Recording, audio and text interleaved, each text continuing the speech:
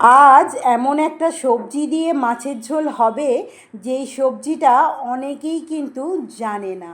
দেখুন তো এই সবজিটা চেনেন কি না? এই সবজিটার কি নাম আছে সেটা কমেন্ট বক্সে অবশ্যই লিখে যাবেন। আমরা কি বলি সেটা নিশ্চয়ই জানাবো। নিয়েছি আমি গুড়জাউলি মাছ আর এই সবজি আর আলু। প্রথমেই আমি গরম সর্ষের তেলের মধ্যে গুড়জাউলি মাছগুলোকে নুন আর হলুদ মাখিয়ে বেশ লালচে করে মুচমুচে করে মাছটাকে ভেজে নেব। যদি আপনি ইউটিউব থেকে দেখেন তাহলে সাবস্ক্রাইব করে নেবেন যাতে সর্বপ্রথম আমি আপনার কাছে পৌঁছাতে পারি। আর যদি ফেসবুক থেকে দেখেন তাহলে ফলো করে নেবেন যাতে সর্বপ্রথম আমি আপনার ভালোবাসা পেতে পারি। কথা বলতে বলতে মাছগুলো হয়ে গেছে বেশ লালচে করে ভাজা। মাছগুলোকে আমি তুলে নেব। আর ওই তেলের মধ্যেই লম্বা লম্বা করে ডুমো ডুমো করে কেটে রাখা আলু সামান্য একটু হলুদ দিয়ে আমি ভাজা ভাজা করে নেব। আলুটা হালকা ভাজা ভাজা করে নিলে আলুর যে কাঁচা গন্ধটা সেটা চলে যাবে আর সবজিটার টেস্ট হবে বেশ দারুণ। তাই আমি আলুগুলোকে ভাজা করে তুলে নিলাম। এরপর একটু তেল কমিয়ে নেব, দেব ওর মধ্যে ফোড়ন, শুকনো লঙ্কা, তেজপাতা, জিরে, দিচ্ছি আমি রসুন কুচি, দিয়ে আমি ভালো করে নাড়াচাড়া করে ভেজে নিয়ে দিচ্ছি আমি পেঁয়াজ কুচি। পেঁয়াজগুলোকেও বেশ হালকা লালচে করে ভেজে নিতে হবে। কারেন্ট চলে যাওয়ার জন্য ক্যামেরা অন করতে ভুলে গেছিলাম।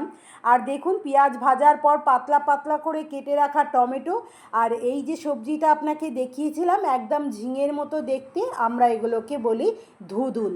আর এই দিয়েই আজকে হবে বেশ হালকা পাতলা মাছের ঝোল। তবে এই ধুদুলগুলো হয় মিষ্টি এবং তেতো, তবে মিষ্টিটাই আমরা খাই, তেতোটা আমরা খাই না।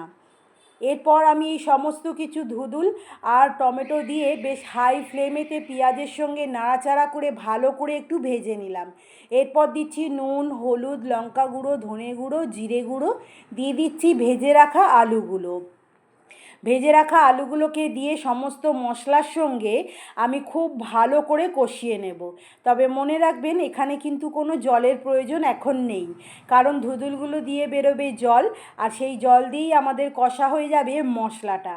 মশলা যখন খুব ভালো করে কষা হয়ে যাবে দেখবেন একটু তেল ছেড়ে গেছে, তখন শুকনো শুকনো হয়ে যাবে, তখন আমরা দিয়ে দেব পরিমাণ মতো জল। যতটা সবজি সিদ্ধ করার জন্য জলের প্রয়োজন ঠিক ততটাই পরিমাণে এই মুহূর্তে দিয়ে দিলাম জল। যতটা ঝোল রাখবেন ঠিক সেই পরিমাণ মতোই দিয়ে দেবেন জল। আমি জল দিয়ে খুব ভালো করে সবজিগুলোকে ফুটিয়ে আমি আলুগুলোকে বেশ ভালো করে সেদ্ধ করে নিয়েছি। সবজি আমাদের রেডি হয়েই এসছে। এরপর আমি দিয়ে দেব ভেজে রাখা মাছ। ভেজে রাখা মাছগুলোকে দিয়ে আমি ওপর থেকে দিয়ে দেব গরম মশলা গুঁড়ো।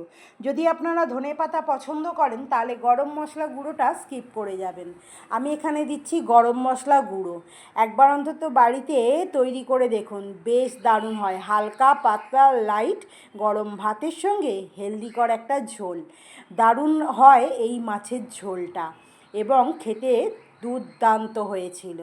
আবারও দেখা হবে আমার সকল প্রিয় বন্ধুদের সঙ্গে নতুন একটা রেসিপির সঙ্গে। ততক্ষণের জন্য টাটা।